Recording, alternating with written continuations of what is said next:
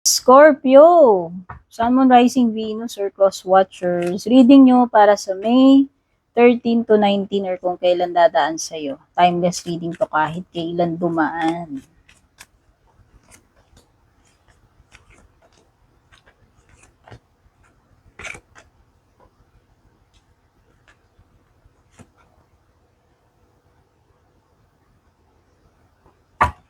Roller coaster, bounty hunter, insatiable, projected, and come together.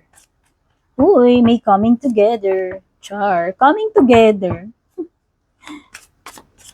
Latag muna natin tarot cards mo. Oh, Two of Swords. Libra energy. Taurus, Virgo, Capricorn. Other air signs, Gemini, Libra, Aquarius, Pisces. Sa bottom mo, you have Aries, Leo, Sagittarius. No? So, almost all the elements nandito. Okay. Merong projected time dito, Scorpio. Kaya yung iba, yung mga naghahanap ng clues as to when mangyayari, kung kailan kaya, yan. Meron ditong sinasabi na maaaring in a matter of days, weeks, or months, depende. So, ano ba yung number dun sa ilalim? It could be in a matter of 3 days, 3 weeks, or 3 months. Kasi yun yung number sa ilalim. Kaya yun yung pinili ko. Pero pwede rin namang iba. Okay? Kung tumugma sa'yo yan, yung 3 days, 3 weeks, 3 months, i-comment mo ko, balikan mo ko. Pwede may mga bagay kasi dito ang projection niya, ganun eh. It's either 3 days, 3 weeks, or 3 months. Since 3 yung nasa ilalim. Okay? O, yung iba dito,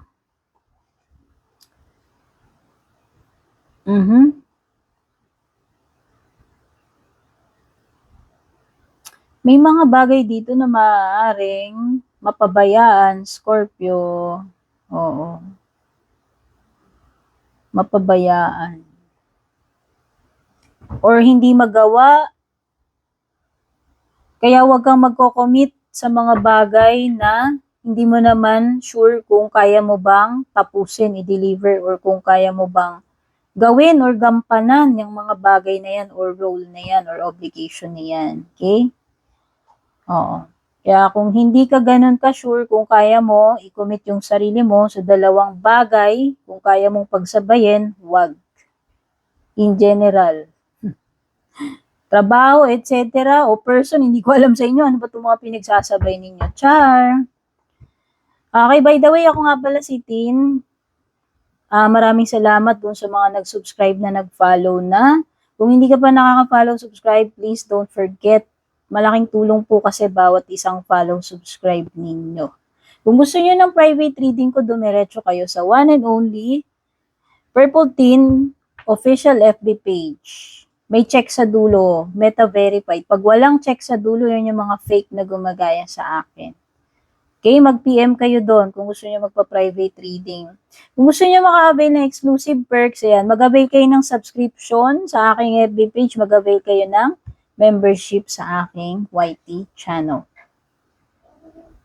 Yes, thank you rin doon sa mga bumabalik-balik para manood, mga abangers, matagal nang sumusubaybay, mga nagla-like, nagko-comment, nag-share, mga hindi nag-skip ng ads. Thank you po. Malaking tulong po yan.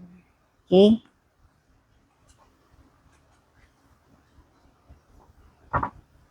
Page of Wands. So, kung may hinihintay ka, mensahe, confirmation, baka hindi pa dumating ito sa ngayon, no? Sabi nga kasi doon, pwedeng 3 days pa, 3 weeks, or 3 months. So, ano man itong inaantabayanan mo, ina-expect mo na ito, hindi pa darating, ha? Yung iba sa inyo, pwedeng hindi nyo pa masisimulan yan, kung ano man yung sisimulan ninyo. Wala pang confirmation, wala pang message, or call, or email.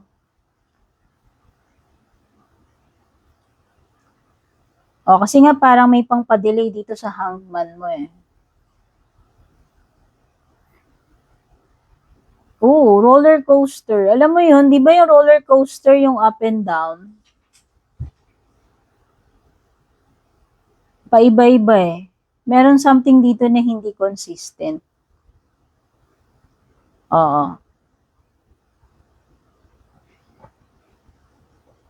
Kung person yan or relationship connection, hindi consistent itong person na to. Paiba-iba yung energy niya. Alam mo yun? Pwedeng nakaka-confuse ito kasi pwedeng halimbawa, ito example lang. Halimbawa, kukontakin ka niya ngayon, tapos biglang manlalamig, biglang tatahimik, biglang mawawala, hindi magkukontak, tapos biglang susulpot.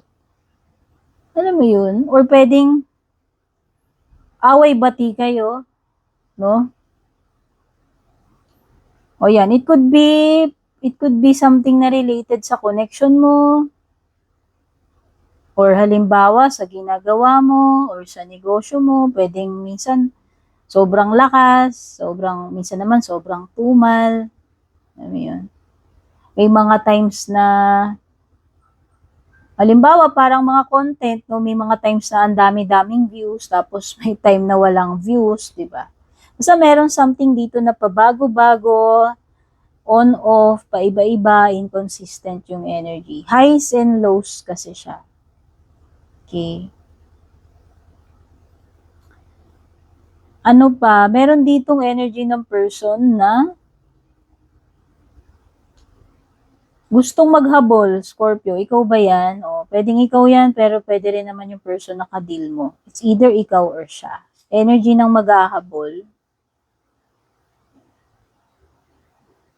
O, merong energy dito na gusto niya uling maging kayo uli. Gusto niyang bumalik sa'yo, gusto niyang makipag-ayos, reconciliation eh.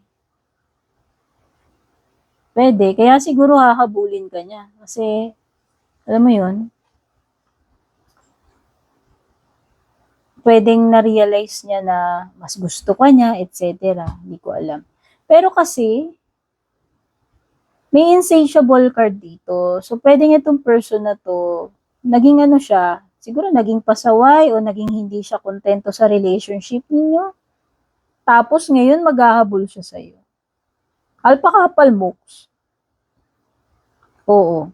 Siguro nagloko to, or sumama sa iba, tumingin sa iba, or nag-flirt sa iba, tapos ngayon, siguro nung binrake mo, or binigyan mo ng ultimatum, binrake mo, biglang kumambyo, no? All of a sudden, maghahabol siya. Or makikipagbalikan sa'yo, no? Pero ang totoo nun, siya talaga yung hindi na kontento rito. Siya yung, pwedeng siya talaga yung nag-cheat or hindi na kontento. Tapos ngayon, maghahabol siya. Gusto niyang bumalik, pumasok uli sa buhay mo, char. So, nasa sa'yo na yan. Problema mo na yan. Okay. Kasi itong person na to, na-stuck. Maaaring na-stuck siya. Siguro, nung una, baka namamangka to sa dalawang ilog, dalawa kayo, kasi nahihirapan siyang mamili, mag-decide eh. Kung sinong pipiliin niya sa inyo o vice versa, kung ikaw man yan o siya, bahala na kayo kung kaninong energy yan. So, eventually, lumilitaw dito na sa pagpili, ikaw rin pala yung pipiliin niya. Kung siya man yan, yung namimili. Okay?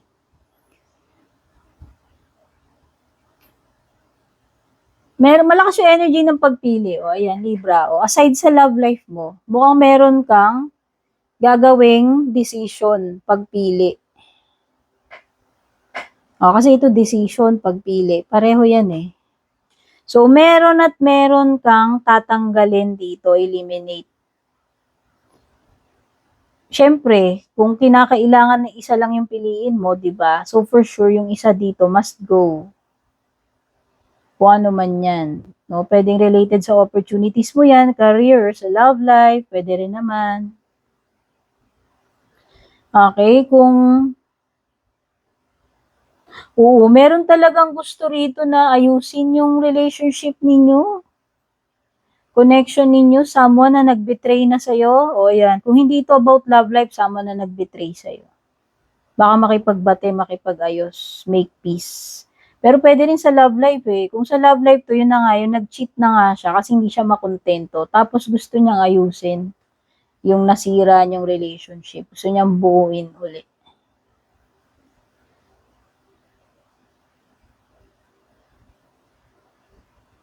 So, pagdating sa pera, Scorpio, hindi ganun ka-okay. So, budget-budget ka. Alam mo yun. Oo. Sa tingin ko, kung meron kang bagay na bibilin, baka hindi mo pa afford to. So, maging practical ka, computein mo muna. Unahin mo muna yung mga priorities mo, mga bills, obligasyon, bago yung wants mo. Kasi baka, alam mo yon, eventually, bibilin mo yan. Baka nagpundar ka, sasakyan, or whatever.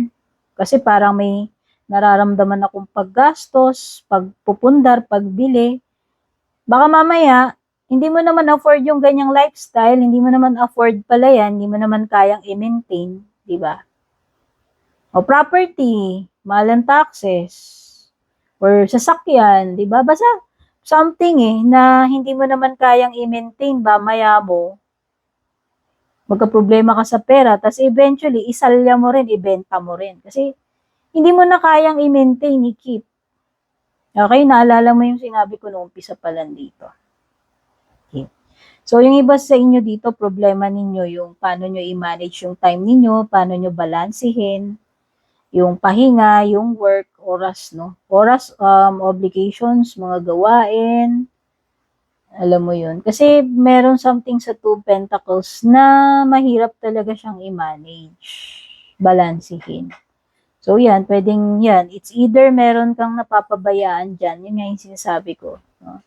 So, halimbawa, puro ka trabaho kasi kailangan mong kumayod, tapos nasasakripisyo naman yung pagpapahinga mo, yung, alam mo yon yung mga ibang bagay din na importante rin. So, nakikita ko dito, kailangan ng realignment or balance. Or, it could be a situation na mahihirapan kang makapag-adjust, makapag-adapt with the Two of Pentacles reversed. With the Nine of Pentacles reverse, sa tingin ko, mukhang meron something dito na gagawin mo na maaaring hindi mo pa ma-achieve yan or maaaring hindi maging successful. Okay? Kung ang gusto mong masungkit dyan is success or promotion or salary increase, baka hindi pa. Okay? May mga bagay na mapuputon hold with the Hangman. Okay, expect mo na yung mga delays with the Hangman.